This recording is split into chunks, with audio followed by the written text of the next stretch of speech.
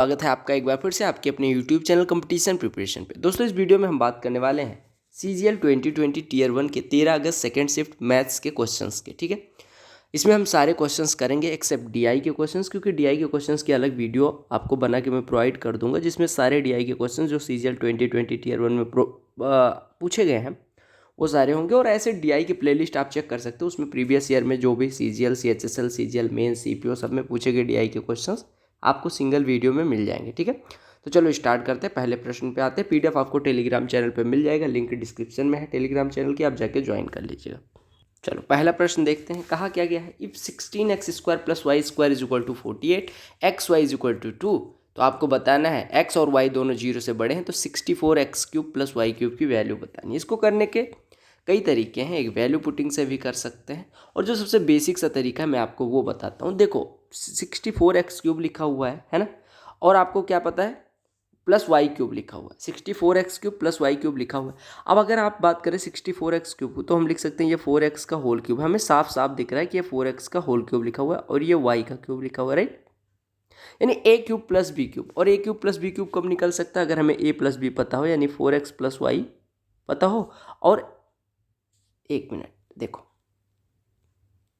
अगर हमें a + b पता हो और a भी पता हो तो हम a³ + b³ निकाल सकते हैं। कैसे, आप ये देखो, a³ + b³ का फार्मूला क्या होता है, ये होता है a + b, ठीक है, ब्रैकेट में a² + b² - ab। ये फार्मूला आप सभी को पता होगा, राइट। कुछ लोग ab माइनस ab जो है वो बीच में लिखते हैं, कुछ लोग साइड में, उससे फ़र्क नहीं पड़ता। अब देखिए, आप कहेंगे यहाँ पे a + b पता है लेकिन हमें a² + b² नहीं पता है, तो ये बड़ा आसान सा है। आप देखिएगा, ये a + b लिखा हुआ है और a² + b² को हम क्या लिख सकते हैं, a + b का होल स्क्वायर -2ab, क्योंकि a + b के होल स्क्वायर को अगर हम एक्सपेंड करेंगे तो क्या हो जाएगा, a² + b² + 2ab, और -2ab ऑलरेडी है तो वो कैंसिल आउट हो जाएगा। तो -2ab और एक ab और माइनस का, यानी -3ab हो जाएगा। अब देखो, अगर आपको a + b पता है तो यहाँ पे वैल्यू पुट कर देंगे इन दोनों की, और a भी पता है तो आपका सीधे a³ + b³ निकल आएगा। ठीक है, यानी आपको ये निकालने के लिए 4x + y पता होना चाहिए, तो 4x + y निकालते हैं। ठीक है, हमें क्या निकालना है, 4x + y। हमें जो रिक्वायर्ड है हमने यहाँ लिख लिया। एग्जाम में ऐसे नहीं करेंगे कि इतना सब कुछ एक्सप्लेन करने जाओ, आपको एग्जाम में सीधे 4x + y निकालना है, क्योंकि इसका क्यूब पूछा गया। ठीक है, अब देखो 4x + y कैसे निकलेगा, आपको पता है 4x + y को हम क्या लिख सकते हैं, अंडर रूट में 4x + y का होल स्क्वायर, और 4x + y का होल स्क्वायर कितना हो जाएगा, 16x² + y² और +2ab, यानी कि 8xy। अब सबकी वैल्यू रख दो, सबकी वैल्यू आपको पता है, यानी ये हो जाएगा अंडर रूट में 16x² + y², यानी ये 48 हो गया, और प्लस ये 8 × 2 16, 48 16 64, 64 मतलब 64 का वर्गमूल कितना हो जाएगा, 8। अब अगर x और y दोनों पॉजिटिव हैं तो हम यहाँ पे +8 लेंगे। अगर x y में से निगेटिव होता है तो हम कुछ सोचते, आपको पता है x और y दोनों पॉजिटिव हैं तो 4x + y भी पॉजिटिव होगा। तो जो 4x + y की दो वैल्यूज पॉसिबल थी, +8 और -8, वो हम -8 ले नहीं सकते क्योंकि x और y दोनों पॉजिटिव है। तो हमारा मिल गया 4x + y = 8। अब इसकी वैल्यू निकाल लो, तो इसकी वैल्यू क्या होती है, a³ + b³ क्या होता है, a + b, यानी 4x + y, जिसकी वैल्यू है 8, ब्रैकेट में a + b का होल स्क्वायर, यानी कि 4x + y का होल स्क्वायर, यानी कि ये हो जाएगा कितना, अरे 4x + y का होल स्क्वायर कितना हो जाएगा, ये हो जाएगा 64, और -3ab, यानी -3 × 4x × y, यही तो हो जाएगा। अब वैल्यू पुट कर दो, यानी ये 8 टाइम्स ऑफ 64 - 12xy, यानी 12 दूना 24। अरे देखो, हमने क्या कहा कि a³ + b³ क्या होता है, ब्रैकेट में a + b, फिर इनटू में क्या होता है, a + b का होल स्क्वायर और -3ab, यही तो होता है, आप सभी को पता होगा, राइट।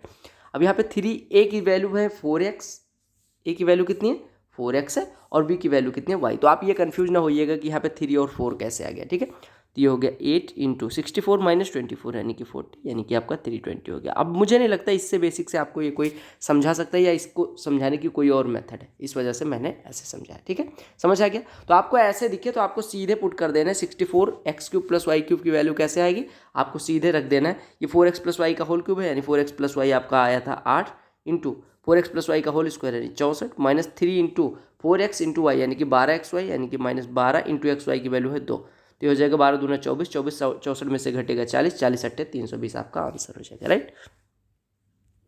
अगला क्वेश्चन DI है, छोड़ते हैं।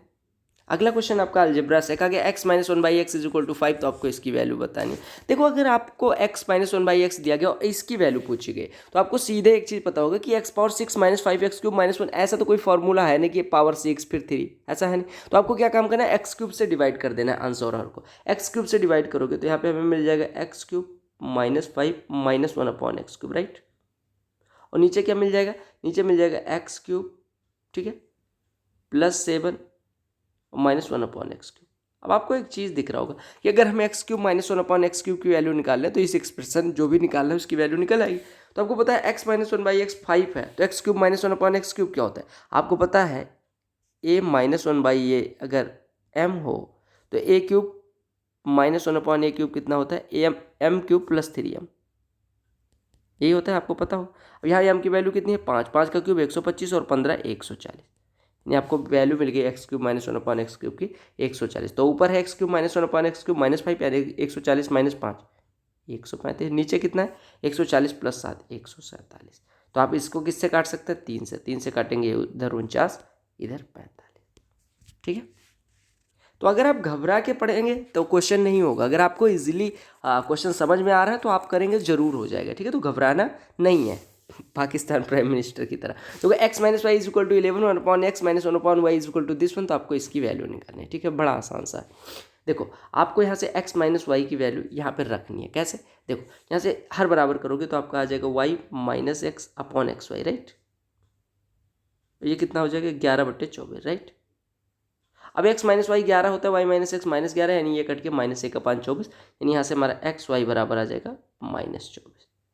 अब आपको पता है x माइनस वाई बराबर 11, एक्स वाई बराबर -24, तो आप कहेंगे x बराबर 8 ले लें, y बराबर -3 ले लें, तो आपका आंसर आ जाएगा वैल्यू पुटिंग से। देखो एक्स वाई बराबर -24, तो कोई एक तो निगेटिव होगा, दोनों हो नहीं सकते, तो हमें निगेटिव किसको करना है। आप अगर x को निगेटिव नहीं कर x को निगेटिव कर देंगे तो मान लो x को हम ले रहे हैं -3, ठीक है, और y 8 हो गया तो ये -3 -8 -11 होगा। तो आपको किसी एक को मतलब इक्वेशन सॉल्व कर लें या आप ऐसे दिमाग से देख लें कि किसको हमें निगेटिव करना है, किसको पॉजिटिव, किसको 8 लेना है, किसको 3, ठीक है।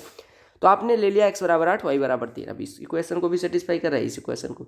अब यहाँ पे x क्यूब यानी कि 8 का क्यूब 512 माइनस वाई क्यूब यानी कि -27 यानी कि +27 हो जाएगा, और plus x square y square यानी ये 576 हो जाएगा, क्योंकि 8 या 24 का स्क्वायर 576। जोड़ दो, 2 7 9 6 15, हासिल आई 1, 7 1 8 2 10 1 11, हासिल आई 1 5 5 10 1 11, आंसर हो जाएगा। अगला प्रश्न देख लो, कहा कि length of rectangle is increase to its 3 times and width is decrease to its half, then ratio of area of the given rectangle to area of new rectangle. देखो कहा गया एक रेक्टेंगल है जिसकी लेंथ को 3 गुना बढ़ा दिया जाता है, यानी पहले L थी तो अभी 3L हो गई, राइट। कहा गया और इसकी विड्थ जो है उसको आधी कर दी जाती है, यानी विड्थ अगर पहले 2B थी तो अभी B हो गई, राइट। कहा गया इसका रेशियो क्या होगा नए वाले का पुराने वाले की एरिया से। अब देखो अगर हम एरिया की बात करें तो लंबाई इंटू चौड़ाई, यानी 2LB इधर हो जा रहा है और यहाँ पे 3LB हो जाएगा, ठीक है। अब इनका अनुपात लेना है एरिया का, तो LB कट जाएगा, अनुपात आपका 2:3 हो जाएगा।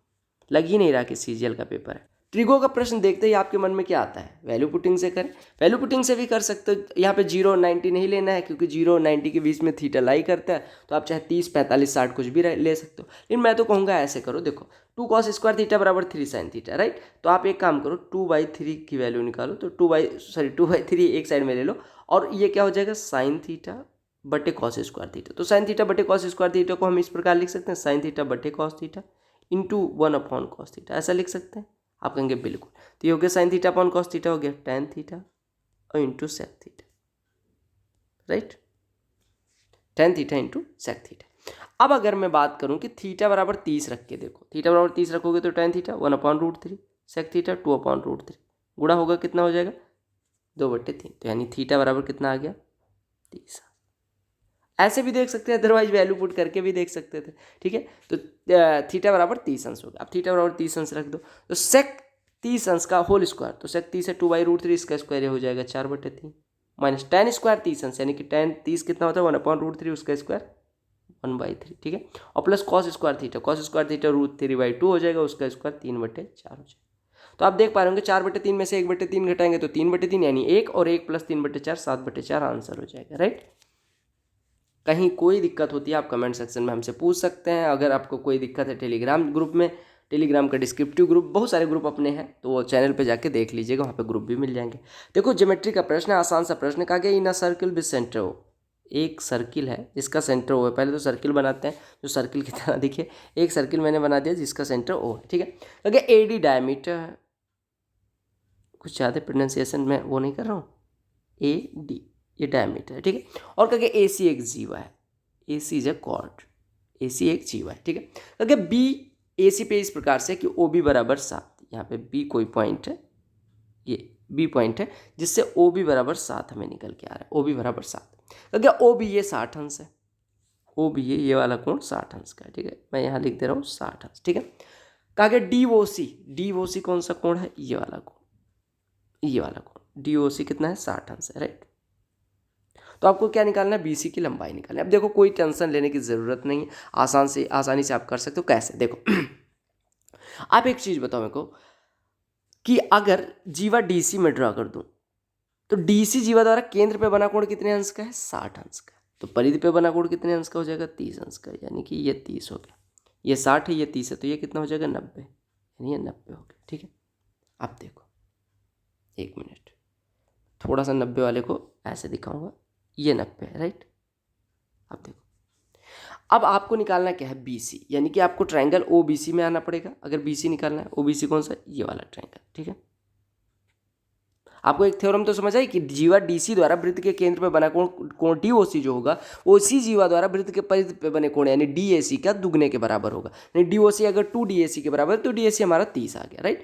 अब देखो ये 60 है, ये 90 है, तो ये कितना हो जाएगा 30 अंश, ठीक है। कितना हो जाएगा 30, और ये भी 30 हो जाएगा, क्यों, क्योंकि 60 बाय कोण है, अगर ये 30 हो गया तो ये 30 हो गया। अब ट्रायंगल ओबीसी को देखो, ओबीसी में दो भुजाएं बराबर है तो उनके सामने के कोण, सॉरी दो कोण बराबर है। ट्रायंगल ओबीसी देखो उसमें दो कोण बराबर हैं, कोण बी ओ सी बराबर है किसके, कोण ओ सी बी के। तो अगर इनके कोण बराबर हैं दो तो उनके सामने की भुजाएं भी बराबर होंगी। इन 30 के सामने की भुजा बी सी बराबर दूसरे वाले 30 के सामने की भुजा कौन सी, ओ बी, और ओ बी आपको 7 पता ही है, यहाँ पे देखिए, तो ओ बी सी भी 7 हो जाएगा। तो यहाँ पे दो थ्योरम्स यूज हुई, एक किसी जीवा द्वारा वृत्त के केंद्र पर बना कोण उसी जीवा द्वारा वृत्त के परिधि पर बने कोण का दुगुना होता है, पहला। दूसरा कि अगर किसी त्रिभुज में दो कोण बराबर हैं, यानी ये कोण बराबर है, तो इनके सामने की भुजाएं ये और ये बराबर होंगी, ठीक है। ये प्रश्न देख लो, कहा गया shopkeeper sold 2 articles for 10591 each. On one he gained 19% and on the other he lost 11%. What was his overall profit or gain percentage? कहा गया कि एक व्यक्ति है जो एक सामान को 19% लाभ पे बेचता है, दूसरे को 11% हानि पे बेचता है, और दोनों आर्टिकल्स का जो सेलिंग प्राइस जो 10,591 है, तो ओवरऑल उसका प्रॉफिट या लॉस परसेंटेज क्या होगा। देखो आसानी सा प्रश्न है। देखो अगर मैं मानूं कि पहला वाला आर्टिकल उसने 100 का खरीदा था, देखो पहले मैं लिख दे रहा हूँ सेलिंग प्राइस 10,591 एक का है और दूसरे का भी 10,591, राइट। अगर मैं मानूं कि उसने पहले वाले को 100 रुपये में खरीदा होता तो उसने बेचा कितने पे है, 19%, यानी कि 119 में बेचा, यानी 119 उस वस्तु का इतना है तो आपको 100 निकालना है, ठीक है। दूसरे के बारे में कहा गया कि अगर वो 100 का खरीदता तो 11% नुकसान, यानी कि वो कितने में बेचता, 89 में। अगर 89 इतना है तो आपको इसका कॉस्ट प्राइस निकालना है, यानी कि अगर 89 इतना है, ठीक है, अगर 89 इतना है तो 100 कितना हो जाएगा, गुणे 100 बटे 89, ठीक है। और अगर इसका 119 इतना है तो 100 कितना हो जाएगा, गुणे 100 बटे 119। अब आपको क्या काम करना है, दोनों का कॉस्ट प्राइस निकाल लेना। देखो दोनों का सेलिंग प्राइस तो 10,591 प्लस 10,591, दोनों का सीपी आपको मिल गया, CP1 CP2, ये पहली वस्तु के लिए, ये दूसरी वस्तु के लिए। अब दोनों के सीपी को जोड़ दो, टोटल सीपी, क्योंकि टोटल प्रॉफिट या लॉस परसेंटेज निकाल। आप यहाँ पे 10,591 कॉमन ले सकते हो और गुणे 100 भी कॉमन ले सकते हो, ठीक है। आपका आएगा 89 प्लस 119, राइट, 89 प्लस 119, तो ये आपका कितना हो जाएगा, 218 मेरे ख्याल से, नहीं 208, ठीक है, 208, हाँ 208, और बटे 119 गुणे 89, ये हो जाएगा इनका कॉस्ट प्राइस, ठीक है। अब इसको सेलिंग प्राइस निकालना है। सेलिंग प्राइस कैसे निकलेगा, पहले सेलिंग प्राइस तो दिया ही है, कॉस्ट प्राइस आप सॉल्व कर लो। तो 17 सत्ते 119 होता है, 17 छक्के 102, 17 दूना 34, 17 तिया 51, ठीक है। 7 से कटेगा, 7 अठे 56, हाँ 89 हो जाएगा, 89 से 89 कट गया, यानी इनका कॉस्ट प्राइस है 208 के बाद डुअल जीरो, और सेलिंग प्राइस कितना है सेलिंग प्राइस है, ये हो गया 2, 9, 18, 2 पंचे 10, 1, 11 और 2, 21,182। 20,800 की कोई चीज़ खरीदी जाती है, 21,182 की बेची जाती है।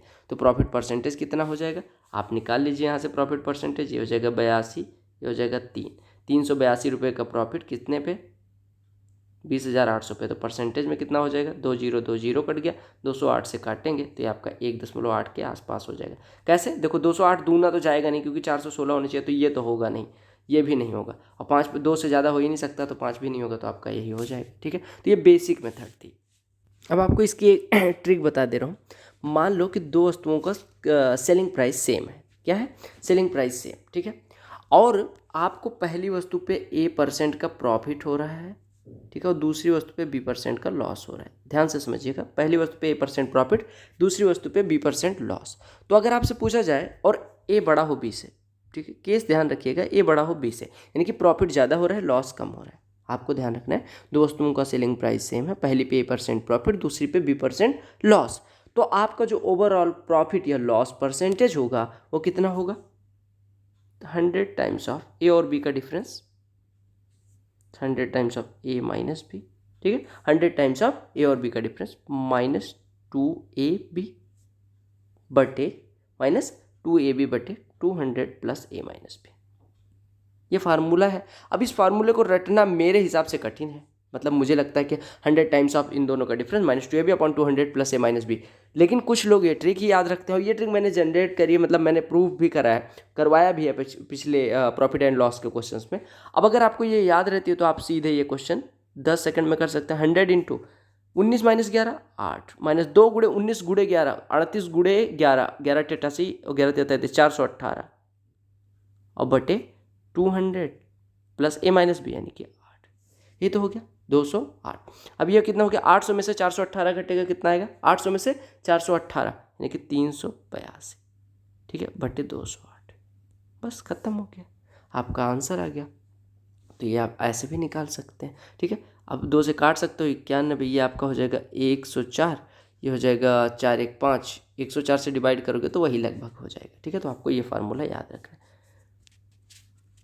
अगला प्रश्न कहा गया, Surabhi sold an article for 176 after giving 12% discount on its market price. Had she not given any discount she would have earned a profit of 25%, what is the cost price. कहा गया कि 176 रुपये किसी वस्तु का बेचा जाता है जब 12% डिस्काउंट। आप एक चीज़ बताओ, अगर उस पर 100 लिखा होता तो 12% डिस्काउंट के बाद उसका मूल्य कितना हो जाता, 88, राइट, और 88 ना होकर उसका मूल्य 176 यानी कि इसका 2 गुना, तो जो अंकित मूल्य था वो 100 ना होकर 100 का 2 गुना यानी कि 200 हो जाएगा, ठीक है। 200 क्या हो गया, मार्केट प्राइस, राइट। अब आगे देखिए, कहा गया कि अगर उसने कोई डिस्काउंट ना दिया होता तो उसे 25% का फ़ायदा होता। तो 25% का फ़ायदा मतलब होता है कि अगर कोई वस्तु 4 रुपये में खरीदी गई तो उसका सेलिंग प्राइस कितना हो, 5 रुपये, 1/4 का फ़ायदा यानी कि 5 रुपये, और सेलिंग प्राइस मतलब 5 ना हो के यहाँ पे क्या कहा गया कि अगर वो डिस्काउंट ना देती, मार्केट प्राइस पे ही बेचती, यानी सेलिंग प्राइस अगर 200 होता तो उसे 25% का फ़ायदा होता, यानी कि यहाँ पे सेलिंग प्राइस आपका कितना है, 200, यानी कि 5 ना होकर सेलिंग प्राइस 200।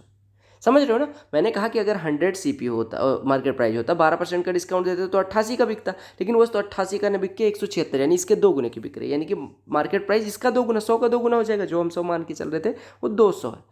अब कहा गया कि उसे अगर वो मार्केट प्राइस पे ही बेच देती यानी 200 में बेचती तो उसे कितने का लाभ होता, 25% का। कहने का मतलब कि 25% का लाभ लेने के लिए CP के 5/4 पे बेचना पड़ेगा, और CP का 5/4 कितना है, कोई डिस्काउंट दिए बिना यानी मार्केट प्राइस यानी कि 200, यानी 5 बराबर 200 तो 1 बराबर 40, तो 4 बराबर 4 गुणे 40 यानी कि 160, तो क्रय मूल्य कितना आ गया, 160। आज आपको लग भी रहा होगा थोड़ा स्लो, थोड़ा ज़्यादा डिटेल में मैं जा रहा हूँ, लेकिन काफ़ी दिन बाद ये पेपर सॉल्व करवा रहा हूँ, तो मैं सोच रहा हूँ कि ऐसा ना हो कोई समझ ना पाए। क्योंकि in class of 90 students 60% are girls and remaining are boys. Girls और बॉयज़ के बारे में बात की गई। 60% 90 का कितना होता है, 54 गर्ल्स हैं और बाकी कितने बचे, 36 तो कौन है, लड़के हैं। क्योंकि बॉयज़ का जो एवरेज मार्क्स है वो 63 है, राइट, बॉयज़ का एवरेज मार्क्स 63 है और लड़कियों का 70 है। लड़कियां ज़्यादा पढ़ने में तेज होती हैं। तो होल क्लास का एवरेज मार्क क्या होगा, आप मान लीजिए होल क्लास का x है। अब देखो अगर यहाँ पे मैं करूँ अनुपात ले लूँ तो ये आ जाएगा 9 छक्के 54, 9 चौको 36, 9 से नहीं 18 से काट दूँ तो आप कहेंगे गर्ल्स और बॉयज़ का रेशियो 3:2 है। आपको पता होगा कि जो इनके एवरेज मार्क्स होंगे, मान लो एवरेज मार्क्स इनका x मान ले पूरी क्लास का, तो आपको अगर मिक्सचर एलिगेशन से आपने पढ़ा होगा कि 70 और 63 का अगर रिजल्टेंट x है तो आप यहाँ पे करेंगे 70 माइनस एक्स, यहाँ पे करेंगे 63 माइनस एक्स, नहीं सॉरी x माइनस 63, क्योंकि x जो होगा वो 63 और 70 के बीच में होगा, तो 63 से बड़ा और 70 से छोटा, यानी कि x माइनस 63 इधर हो जाएगा। मिक्सचर एलिगेशन पढ़ा है ना, तो ये हो जाएगा x माइनस 63 और ये 70 माइनस एक्स, और जो ये x माइनस 63 और 70 माइनस एक्स का अनुपात आएगा वो क्या हो जाएगा, गर्ल्स और बॉयज़ का संख्या का अनुपात, यानी x माइनस 63 अनुपात 70 माइनस एक्स बराबर 3:2। यहाँ से सॉल्व कर लो, x की वैल्यू आ जाएगी, क्रॉस मल्टीप्लाई कर दो, यानी 2x minus 126 is equal to 210 minus 3x। अब एक साइड में ले आओ तो ये हो गया 5x is equal to 210 plus 126 यानी 336, यानी x बराबर कितना हो जाएगा, 5 छक्के 30, 5 सत्ते 35.2। समझ आ गया, x एवरेज माना था। सिंप्लीफिकेशन है, कर दो, 2 साइन स्क्वायर 30 यानी 2 साइन 30 की वैल्यू 1/2, उसका square 1/4, tan 60 √3 minus 3 cos square 60 यानी कि 1/2 का होल स्क्वायर 4, सेक स्क्वायर 30, सेक 30 की वैल्यू होती है 2/√3, उसका स्क्वायर 4/3 हो गया, राइट, बट्टे में 4 कॉट स्क्वायर 45, 4 इंटू कॉट 45 1, उसका स्क्वायर 1, सेक 60, अभी हम सेक 60, ठीक है, सेक 60 होता है कितना, 2 होता है, 2 का स्क्वायर ये हो जाएगा 4, plus sine square 60, sine square 60, sine 60 होता है √3/2, उसका स्क्वायर 3/4, प्लस कॉस 90 की वैल्यू 0 होती है, तो उसका स्क्वायर करें कुछ भी करें 0 हो जाएगा। 4 4 कट गया, राइट, ये 4 से 4 कटा, 3 से 3 कटा, ये 1 हो गया, यानी आपका यहाँ से √3/2 माइनस 1 मिल रहा है, और यहाँ पे आपको मिल रहा है 3/4 मिल रहा है, तो ये आपका हो गया √3 माइनस 2/2 और 3/4, तो 2 से 4 कटा 2 हो गया, 2 ऊपर चला जाएगा, यानी आपका आंसर आ जाएगा 2 times of √3 minus 2 divided by 3। बहुत आसान सा प्रश्न। अगला प्रश्न DI महाराज छोड़ते हैं। देखो ऐसा प्रश्न है तो इसका करने का सबसे आसान तरीका मैं बता रहा हूँ, डिविजिबिलिटी बिल्कुल ना चेक करो। देखो अगर कोई संख्या 3 7 11 से कट रही है तो 3 7 11 चूंकि को प्राइम नंबर है तो इनके मतलब मल्टीपल से भी कटेगी, यानी सॉरी मल्टीपल नहीं, इनके प्रोडक्ट से भी कटेगी, यानी 3 × 7 × 11 से भी कटेगी, यानी 231 से भी कटेगी। अब आप 2 4 7 एक्स वाई की मैक्सिमम वैल्यू क्या हो सकती है, 9 9, ठीक है। अब इसमें डिवाइड कर लो 231 से, खटाक से, पहला काम यही करना है, 231 का नंबर 231, ये आपका हो जाएगा 16, 169 नहीं जा रहा है, 0 लगाएंगे, 9 बार जाएगा, 2 8 16, 8 बार ना जाके 7 बार ले जाओ, 7 एकम 7, 7 3 21, 7 दूनी 14, 2 16, घटाएंगे ये 2, ये 82, यानी कि इसमें 247 99 अगर हम भाग दे रहे हैं तो 82 शेष फल बच रहा है, इसमें से 82 घटा लो, तो घटाओगे तो 247 17, ये आपकी संख्या हो जाएगी, जो ये 247 XY की जगह पे आएगी, ठीक है। अब आपको यहाँ से x की वैल्यू मिल गई, यहाँ से y की, x की वैल्यू 1, y की वैल्यू 7, पुट कर दो, तो 2 × 7 14 माइनस 8 × x यानी कि 8, तो 14 माइनस 8 6, कुछ भी नहीं करना, प्रोडक्ट निकालो, डिवाइड करो, शेषफल जो है उसको घटा दो, वो संख्या हो जाएगी, एक्स वाई की वैल्यू मिली, पुट करो, आंसर देख। ट्राइंगल ABC AB अनुपात AC बराबर 5:2, BC 9 है, BA is produced to D and bisector of angle CAD meets BC produced at E, what is the length of C। देखो ऐसा जैसे प्रश्न पढ़ने में आए आपको ये ध्यान में आ जाना चाहिए कि ये बाइसेक्टर थ्योरम का है, चाहे इंटरनल होगा चाहे एक्सटर्नल। अब जब प्रोड्यूस किया गया उसके बाद बाइसेक्टर लिया गया, इसका मतलब एक्सटर्नल बाइसेक्टर, तो यहाँ पे एक्सटर्नल बाइसेक्टर थ्योरम लगेगी, वो कैसे लगेगी क्या होगा वो सारी चीज़ें इसमें देख लेंगे। देखो यहाँ पे क्या बोलते हैं एक्सटर्नल बाइसेक्टर थ्योरम भी देख लेंगे, ठीक है। इंटरनल बाइसेक्टर थ्योरम आपको पता ही होगी, अगर नहीं पता तो पढ़ो, मैंने करवाया है। देखो कहा गया ये A है, ये B है, ये है आपका C, कहा गया कि BA को प्रोड्यूस किया जाता है D तक, तो मैंने इस पॉइंट का नामकरण कर दिया D, ठीक है। कहा गया एंगल CAD का जो बाइसेक्टर है वो BC को आगे बढ़ाने पे कहीं पे मिलता है। मान लो ये बाइसेक्टर है, ये इसको बढ़ाने पे ये कहाँ पे मिलता है, E पे मिलता है, दिस पॉइंट इज E कहने का मतलब, राइट। अब कहा गया CE की लंबाई बताओ। देखो आपको सबसे पहले यहाँ पे दिखा कि ये बाइसेक्टर है, यानी कि ये कोण इस कोण के बराबर। अब अगर ये बाइसेक्टर है तो आपको एक चीज़ पता होगी कि एक्सटर्नल बाइसेक्टर थ्योरम कहती है कि अगर ये एंगल AE जो है वो DAC का बाइसेक्टर, यानी AE जो है एक्सटर्नल बाइसेक्टर है ट्रायंगल ABC का, तो आप कहेंगे कि BE/CE यानी कि पूरा ये BE/CE। अब देखो BC तो आपको 9 दिया है, CE को x मान लो, B/C बराबर आपका हो जाएगा AB/AC।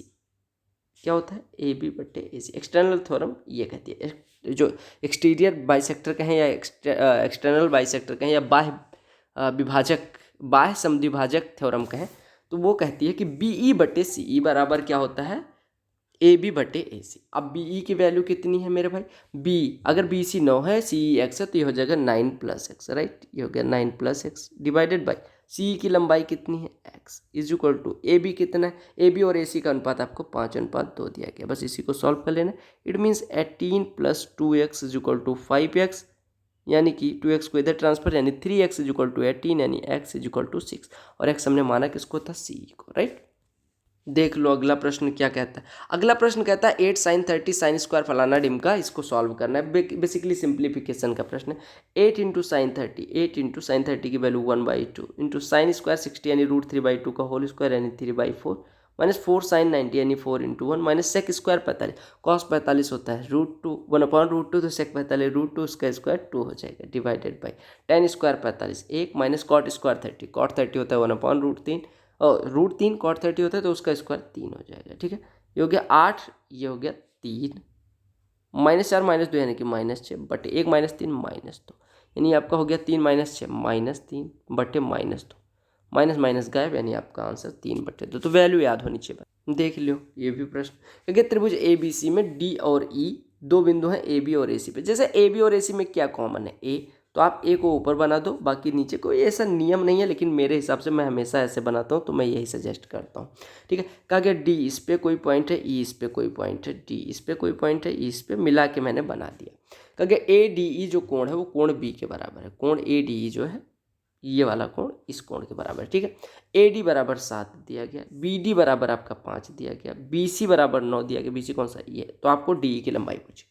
अब एक चीज देखो, ट्रायंगल ADE को देखो, ट्रायंगल ABC को देखो, कोण ए दोनों में कॉमन है, बिल्कुल कॉमन है। ये वाला कोण इसके बराबर है, ठीक है, तो तीसरा अपने आप बराबर हो जाएगा। अगर किन्हीं दो ट्रायंगल्स में दो कोण बराबर हो, तीसरा अपने आप। और अगर दो ट्रायंगल्स के मतलब तीनों कोण बराबर है, तो वो क्या हो जाएंगे, सिमिलर ट्रायंगल। सिमिलर ट्रायंगल अगर हो गए, तो कौन सा ट्रायंगल सिमिलर है किसके, ट्रायंगल ADE सिमिलर हो जाएगा ट्रायंगल ABC के, और सिमिलरिटी आप लगा दोगे तो ये कहती है AD बटे AB बराबर आधार DE बटे बड़े वाले त्रिभुज का आधार BC। बस वैल्यू पुट कर दो, तो AD 7 बटे AB 7 5 12 बराबर DE लिख दो, BC 9 है, 3 3 9 3 चौको 12, यानी हो जाएगा 7 3 21 बटे 4, तो DE की वैल्यू हो जाएगी 21 बटे 4 कितना होता है, 5.25। अगला प्रश्न किससे, डाटा इंटरप्रिटेशन। छोड़ देंगे महाराज को। कोई एक जने कह रहे थे कि भैया नौकरी में आने के बाद तो मज़ा हो जाता है। ठीक है, आओ तुम भी लेना मज़ा सरकारी नौकरी का। कहा गया ABCD साइक्लिक क्वाड्रिलेटरल है, ड्रा कर दो। जैसे कोई कहे ABCD साइक्लिक क्वाड्रिलेटरल है, तुरंत ड्रा कर दिया करो, ठीक है। जैसे कोई कहता है सरकारी नौकरी है, तुरंत अपनी राम कहानी रोने वाली शुरू कर दिया करो। पहले मैं भी सुनता था, बड़ा अच्छा लगता था यार कि सरकारी नौकरी करेंगे, मज़े रहेंगे, सैलरी मिलेगी, ऑफिसर वाली फील लेंगे, फलाना डिमका। कुछ नहीं होता, 2 दिन छुट्टी मिलती है, आदमी आराम से सोता है, ठीक है। कहा गया डायगोनल BD और AC जो है वो बाइसेक्ट करते हैं। एक साइक्लिक क्वाड्रिलेटरल एक ऐसा क्वाड्रिलेटरल होता है इसके all 4 vertices lie on the circumference of a circle, यानी कि सारे चारों शीर्ष परिधि पे लाई करते हैं। कहा गया इसके जो डायगोनल्स यानी विकर्ण क्या होता है, अपोजिट वर्टिसेस को मिलाने वाली रेखा। कहा गया वो E पे काटते हैं। BEC जो कोण है वो 138 अंश का, हमने कह दिया ठीक है भाई 138 आप कह रहे हो तो हम मान ले रहे हैं। ECD यानी this one is 35 degree, this one is 35 degree, okay. तो BAC की वैल्यू बतानी। अब आप ध्यान से देखिएगा, AD जीवा द्वारा वृत्त के परिधि पे बना कोण 35 अंश का, तो इधर भी वृत्त के परिधि पे बन रहा है, तो ये भी 35 अंश का होगा, राइट, ओके। अब अगर BAC की वैल्यू निकालनी, आपको देखने में आ रहा होगा कि ट्राइंगल BAE देखो, ट्राइंगल कौन सा, ये वाला ट्राइंगल BAE देखो, इसका बाह्य कोण 138 है, तो बाह्य कोण जो होता है यानी कि 138 जो होगा वो सुदूर स्थित दोनों अंतःकोणों के योग के बराबर होगा, यानी 35 और BAC के योग के बराबर होगा, 35 प्लस BAC। तो यहाँ से हमारा BAC कितना हो जाएगा, 138 का 35 से घटा दो, तो ये आपका 103 डिग्री हो जाएगा। बस यहाँ पे एक थ्योरम यूज करनी थी कि किसी जीवा द्वारा वृत्त की परिधि पर किन्हीं दो बिंदुओं पे बने कोणों की वैल्यू ऑलवेज इक्वल होती है, बराबर होती है। लो, अब ये कुल मिला के कैलकुलेशन है, बट भैया SSC है तो कैलकुलेशन तो कराएगी। कहा rate of simple interest for first 2 years is 8% per annum, for next 4 years is 10% per annum, and for the period beyond 6 years is 12% per annum. If a person gets 18,358.60 as simple interest after 9 years, then how much money did he invest? कहा गया कि पहले 2 साल के लिए simple interest 8% है, right. अगले 4 साल के लिए 10% और 6 साल से ऊपर वाले समय के लिए वो 12% पर एनम चार्ज करता है। कहा गया अगर एक व्यक्ति को 18,358 रुपये 60 पैसे 9 साल का ब्याज मिलता है तो उसने कितना रुपया इन्वेस्ट कर। देखो 9 साल को पहले ब्रेक करो तो 2 साल वाला अलग रेट है, 4 साल अलग और 6 के बाद वाला यानी 6 साल के बाद कितने साल, 3 साल का अलग रेट है। 2 साल के लिए 8% है यानी कि 16% इधर से मिल गया होगा। 4 साल जो ये 4 साल के लिए 10% है यानी 40% इधर मिल गया होगा। और 3 साल के लिए 12% है यानी 12 या 36% इधर मिल गया होगा। टोटल ब्याज कितना मिला, 76, 16, 92%। और 92% कितना दिया गया ब्याज, 18,358.6। अब अगर इतना है तो आपको 100% पूछा गया है, निकालो। चलो 23 से काटते हैं, 23 से मैं सीधे काटूंगा, 23 चौको 92, 23 से काटेंगे, 23 सत्ते 161 होता है, 23 अट्ठे 184, 23 सत्ते 161, ये आपका हो जाएगा 225, ठीक है 225 मैं यहाँ पे लिख दे रहा हूँ। 23 सत्ते कितना हो जाएगा, सत्ते 21 7 सॉरी 23 सत्ते नहीं, 23 अट्ठे 23 नवा 207 होगा, 23 नवा 207 जाएगा। ये आपका 18 बचेगा, 18 188 हो जाएगा, 23 अट्ठे 184, 4 46, 23 दूना 46, ठीक है। तो 4% बराबर हो गया 79, मतलब 798.2। तो 100% बराबर कितना हो जाएगा, 798.2 गुणे 100। तो गुणे 100 लिखने के लिए गुणे 25, ठीक है। 4% अगर इतना है तो अब 25 से गुणा करने के लिए आप क्या करोगे, 798.2 गुणे 100/4 लिख लोगे। तो ये गुणा करोगे तो 79,820/4 आ जाएगा, 4 से काट दोगे तो ये आपका 19,955 हो जाएगा, ठीक है। तो आपका आंसर आ गया। महोदय अगला भी वही है। बड़ी गालियाँ खाई यार मैंने, तुम लोगों को पेपर देने को कहा था सॉल्व करके। अब यार जब आओ ना ऑफिस से तो नींद फलाना ढिमका दुनिया भर की दिक्कतें हो जाती है, लेकिन आप लोग समझते नहीं हो। आप लोगों को तो बस ठक ठक ठक गाली देना होता है। मतलब गाली नहीं देते हो लेकिन अक्सर कहते रहते हो यार सोल्यूशन प्रोवाइड करो, किस लिए हो, क्या कौन कराएगा। समटाइम्स आई फील कि रिस्पॉन्सिबिलिटी भी है, चलो कर लेते हैं, कर लेंगे धीरे धीरे करके, तो ऊबना नहीं। तो कहते हैं ratio of two numbers a and b is 5:8. If 5 is added to each of them, ratio becomes 2:3. What is the sum of a and b? देखो इसको बेसिक से कर लिया करो, ज़्यादा तिकड़म पालने की ज़रूरत नहीं है। अगर दोनों का रेशियो 5:8 है, ठीक है 5:8, ओके। कहा गया दोनों में 5 ऐड कर दिया जाता है और इनका रेशियो 2:3 हो जाता है। तो आपसे कहा गया कि सम कितना होगा, यानी कि आपको 13 की वैल्यू निकालनी। तो अगर पहले 5x था तो ये संख्या 8x रही होगी, दोनों में हमने 5 ऐड कर दिया, ये 5x + 5 8x + 5 बन गया। तो इनका अनुपात 3:2 है, क्रॉस मल्टीप्लाई करके बराबर कर दो, तो जगह 15x + 15 बराबर 16x + 10, यानी x बराबर 5 आ गया। x बराबर 5 तो आपको इन दोनों का योग यानी 13x पूछा गया था, जो कि 65। सिंप्लीफिकेशन के प्रश्नों में क्या किया जाता है, सबसे पहले ऑफ को सॉल्व करते हैं। तो 18 × 54, 3 में डिवाइड करेंगे तो 1/18, 1/18 गुणे 6 तो ये हो जाएगा 1/3 माइनस 22 गुणे 6 डिवाइडेड बाई 18, 6 में 18 डिवाइड करेंगे 3 तो ये 22/3, 22 गुणे 3 कितना हो जाएगा 66 हो जाएगा, सॉरी 22 गुणे 1/3 तो ये कितना हो जाएगा 22/3 हो जाएगा, माइनस 3/2 लिखा हुआ है। 9 में 3 से गुणा करेंगे 9 × 3 = 27, 3 में डिवाइड करेंगे 1/9, 1/9 गुणे 9 तो ये हो जाएगा 1।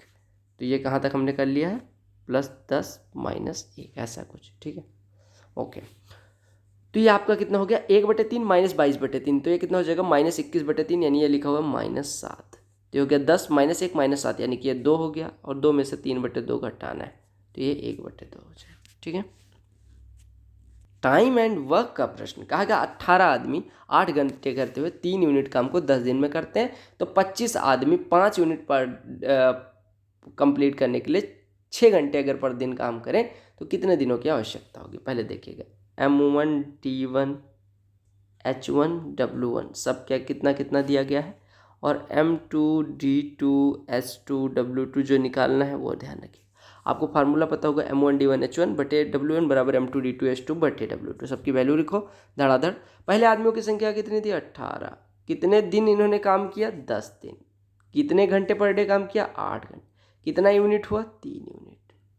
अब आदमियों की संख्या कितनी है नहीं पता, D2 कितने दिन में ख़त्म करना है आपको पता है, यहाँ पे 25 अच्छा नहीं डेज पूछा गया, कितने आदमी है अभी 25, कितने आदमी थे 25, ठीक है। कितने दिन में ख़त्म करना है हमें नहीं पता, कितने घंटे पर डे काम करवाना है 6, और कितने यूनिट काम है 5, बस काम खत्म। 10 ऐसे करो, 10 से इसको काटोगे 25 से 150 को तो ये 15 आ जाएगा। 15 5 से डिवाइड करेगा 3, 3 से 18 कटेगा 6, तो आपका लिखा 6 8 48/3 यानी कि 16 बराबर डी। तो डी की वैल्यू आ गई 16। तो आपको बस ये फार्मूला याद रखना है, M1D1H1/W1 = M2D2H2/W। Time speed and distance का सवाल दिखा, बधाई हो। कहा कि ये 240 metre long train overtakes a man walking at 6 km/h in the same direction in 9 seconds। How much time will it take to pass a 372 metre long tunnel with the same speed. कहा कि train की लंबाई 240 metre है, वो किसी व्यक्ति को जो सेम डायरेक्शन में 6 km/घंटे की रफ्तार से चला है। आपको पता होगा अगर ट्रेन इसी दिशा में जा रही है, व्यक्ति भी इसी दिशा में जा रहा है, तो रिलेटिव स्पीड होती है ट्रेन की स्पीड माइनस व्यक्ति की स्पीड, ये होती है। ठीक है, अब यहाँ पे एक मान लेते हैं व्यक्ति की स्पीड, ट्रेन की स्पीड टी हो, तो रिलेटिव स्पीड यहाँ पे कितनी हो जाएगी t-6, क्योंकि व्यक्ति की स्पीड t-6 है। लेकिन 1 km/घंटे में मीटर पर सेकंड में निकालने के लिए 5/18 से हम कर लेंगे गुणा। ठीक है, अब अगर उस ट्रेन ने व्यक्ति को 9 सेकंड में पार करा, यानी टाइम आपको 9 सेकंड पता है, स्पीड इतना पता है, तो उसके द्वारा चली गई दूरी किसी व्यक्ति को या किसी खंभे को या किसी बिंदु को अगर कोई ट्रेन पार करती है तो कितनी दूरी तक चलती है, अपनी लंबाई के बराबर। यानी उसने दूरी चली है तो दूरी बराबर होता है चाल गुणे समय, यानी कि 240 बराबर हो जाएगा चाल t-6 × 5/18 इंटू समय 9। अब 3 से कर, पहले 9 से काट दो, 9 दूनी 18, 2 का 240 में गुणा होगा 480, 480 5 डिवाइड करेगा, ये कितना हो जाएगा 96, यानी टी बराबर हो जाएगा 96 + 6 102, यानी ट्रेन की स्पीड आ गई। अब कहा गया कि 372 मीटर लंबे टनल को पार करनी है। अगर ये ट्रेन 240 लंबाई वाली 372 टनल को पार करेगी तो ये कितनी दूरी कवर करेगी, 240 + 372 जोड़ दो, कितना हो जाएगा 612 मेरे ख्याल से। 612 मीटर चलना है, उसकी स्पीड है 102 km/घंटे, मीटर पर सेकंड में बदलने के लिए 5/18 से कर लोगे गुणा। ठीक है, 6 से काट दोगे 6 × 18, 6 से काटोगे 17 हो जाएगा, 17 × 3 = 51, 17 × 6 = 102, यानी ये 36 × 3/5 यानी 108/5 सेकंड लगेगा। डिवाइड करोगे 21.6 सेकंड लगने हैं, 21.6 सेकंड लगने हैं, राइट। क्योंकि आपको पता होगा कि कोई जो ट्रेन है वो अगर किसी व्यक्ति खंबे या बिंदु को पार करेगी तो अपनी लंबाई के बराबर, अगर वो किसी पुल, प्लेटफॉर्म या किसी और चीज़ को पार करती है तो उसके द्वारा चली गई दूरी, या दूसरी ट्रेन को पार करती है तो उसके द्वारा चली गई दूरी L1 + L2, यानी खंबे की वो उसकी पुल की लंबाई, सुरंग की लंबाई या जो भी पार करेगी उसकी लंबाई और ट्रेन की लंबाई की योग के बराबर होगी।